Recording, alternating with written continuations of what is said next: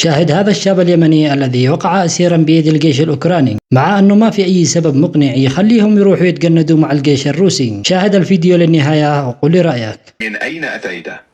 من اليمن. أتيت من اليمن عبر شركة يتبعها الجيش الروسي في وزارة الدفاع، وهناك اسمه عدي ابن القنصل هو الذي Он сказал, что приехал из Йемена через компанию, которая принадлежит российской армии при Министерстве обороны. И там есть человек по имени Удай, сын консула, который его привез. А почему ты решил вдруг вообще куда-то ехать? لماذا قررت فجأة أن تذهب إلى أي مكان؟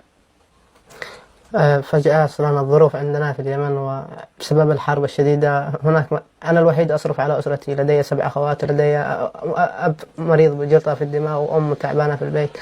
ثم ذهبت إلى الجيش الروسي وما زلت هناك في التدريب 17 يوم، ثم ذهبوني إلى الغابة وأمروني باقتحام أحد الخنادق الأوكرانية ولكننا رفضنا وتم قصفنا بالمدفعية، وهربت إلى الجيش الأوكراني وسلمت نفسي لهم. Он сказал, что из-за тяжелых условий в Йемене, из-за войны, он единственный, кто обеспечивает семью.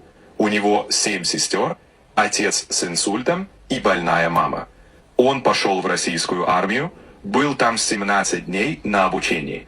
Потом его отправили в лес и приказали штурмовать украинские окопы.